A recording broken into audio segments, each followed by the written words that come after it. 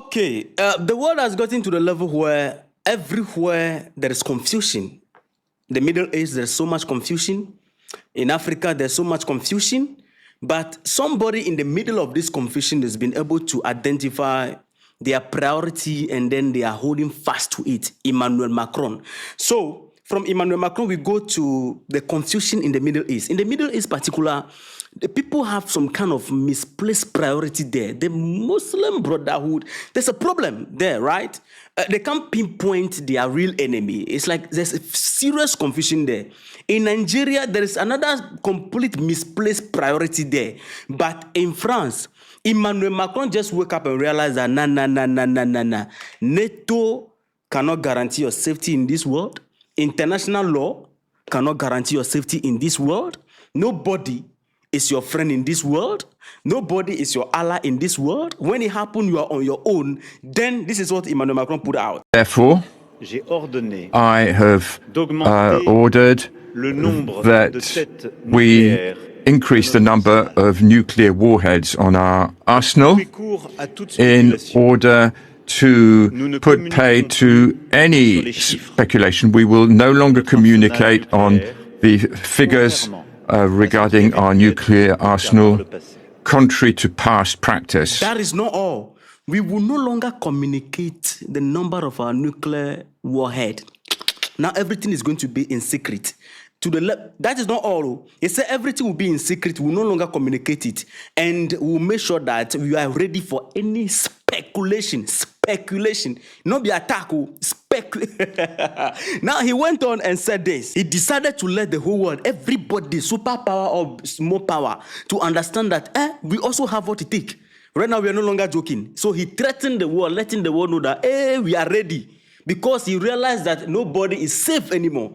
Listen to what he said. Notre pays détient cette arme hors du commun, qu'est l'arme nucléaire, et il en fait le socle de sa sécurité. La chaîne de commandement est d'une clarté totale, et la décision ultime revient au seul président de la République. Et devant la nation, dans ces temps d'incertitude, je le redis aujourd'hui avec force. En ma qualité de président de la République, je n'hésiterai jamais à prendre les décisions qui seraient indispensables à la protection de nos intérêts vitaux. Si nous devions utiliser notre arsenal, aucun État, si puissant soit-il, ne pourrait s'y soustraire. Aucun, si vaste soit-il, ne s'en remettrait. Un seul de nos sous-marins, tel que celui derrière moi, emporte avec lui une puissance de frappe qui équivaut à la somme de toutes les bombes tombées en Europe pendant la Seconde Guerre mondiale. C'est près de 1000 fois. Yes, he is threatening everybody. Like, no, should I call it a threat? No. He is warning everybody that, we have the weapons and we have the nuclear. No country, if the time comes for us to use it, no matter how powerful you are, you cannot escape it. What made Emmanuel Macron to just wake up to this reality?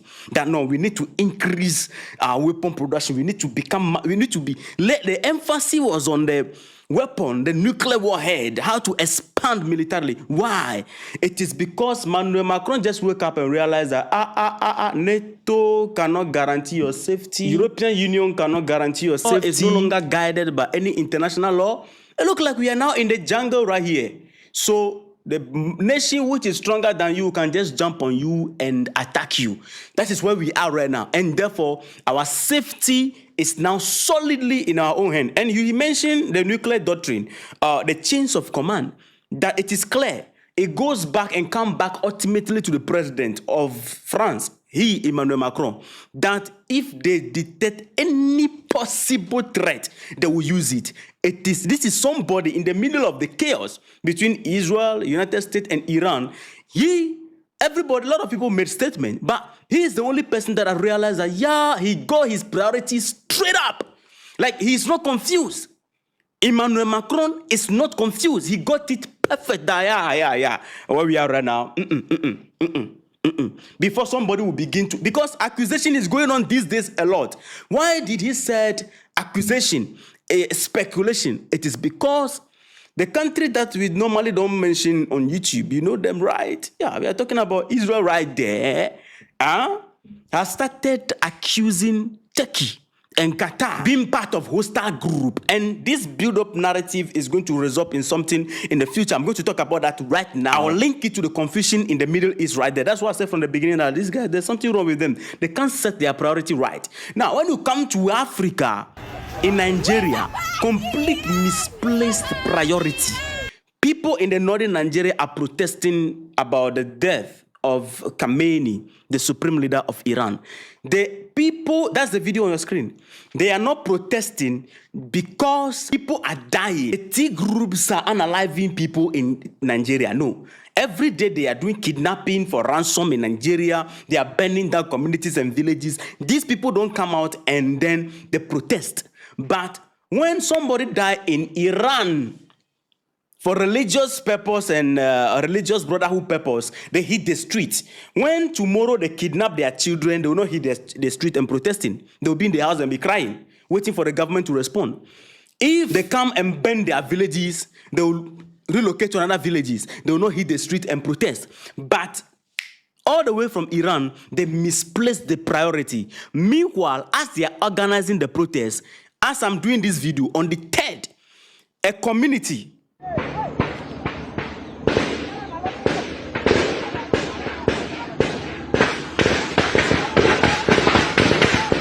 in Nigeria, a community in Bauchi State was under heavy attack from armed bandits, forcing hundreds of families to flee. They are running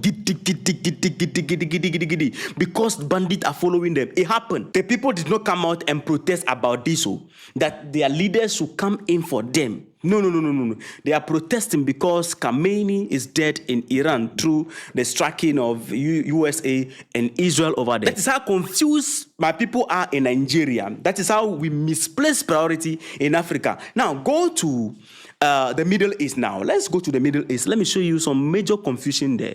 The Muslim Brotherhood, I think there's a problem right here, honestly speaking. There's a question we always ask. Netanyahu answered that question. All right, this is what he said. We said they are afraid of North Korea and blah, blah, blah. But he said something in regards to that.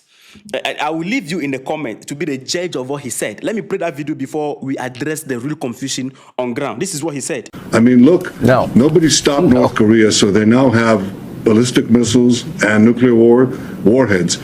But they don't say death to America. Iran is 50 North Koreas.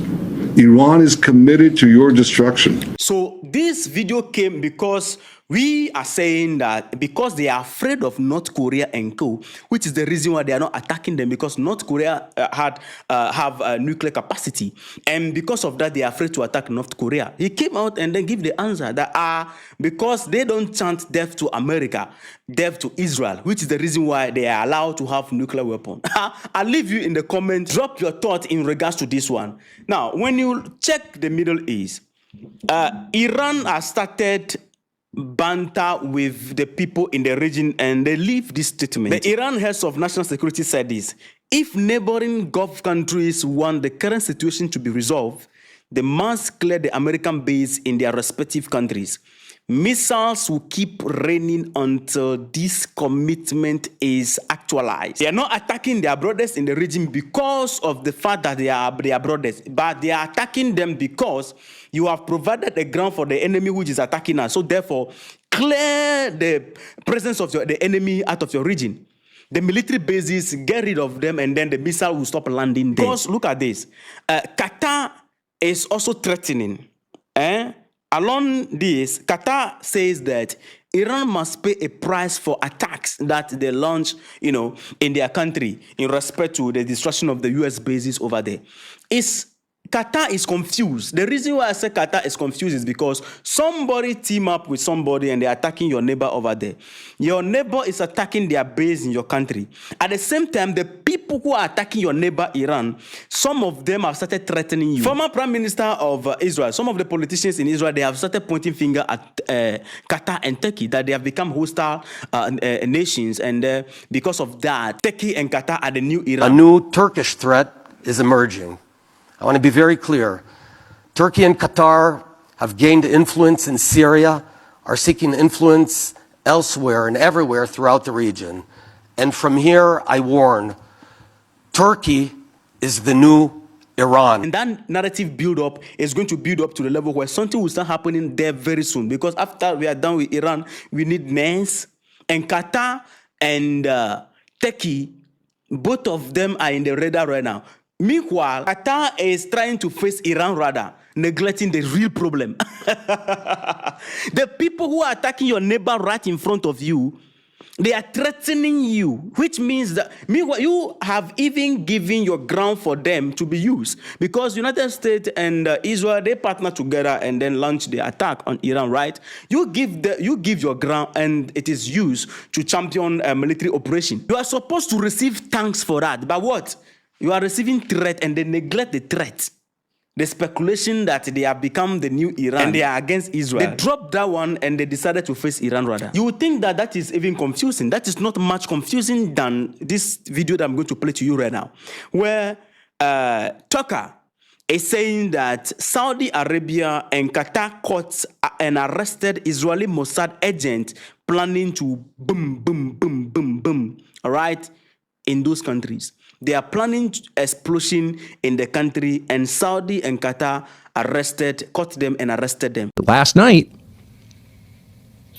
in Qatar and Saudi Arabia, authorities arrested Mossad agents planning on committing bombings in those countries. Now, that's weird. That doesn't make any sense. Why would the Israelis be committing bombings in two Gulf countries which are also being attacked by Iran? Aren't they on the same side? No. Israel wants to hurt Iran and Qatar and UAE and Saudi and Bahrain and Oman and Kuwait. Meanwhile, these are the people charging against Iran, while the real enemy is trying to get under their net. That is why I said the confusion and the misplaced priority in the Middle East is even much more greater. The real enemy, they neglect the real enemy and they are facing their own brother. Now, somebody will say that Israel is also confused. No, Israel is not confused. No, I will say this. Israel is not confused. Israel know their priority and they set their priorities straight up. They are not confused. God have somebody say, what I will say? Israel is not confused. They know what they are doing. They set their priorities straight and they are going after whoever they think is their threat. Now, the people who are supposed to understand and know their threat and then face their threat, they neglect the threat facing their own brothers. That is why I said they are not confused. Israel know what they want and then that is exactly what they are doing. They are not confused people. God have mercy upon us. But anyway, in all of this conversation, you see, one of the things that I would love to point you to is the fact that I want you to see how backwards we are as Africans.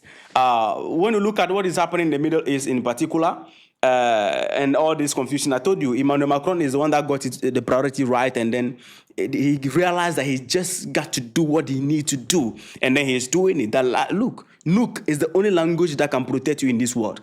And then he started speaking that language right there. He's like, hey, international law is no longer there.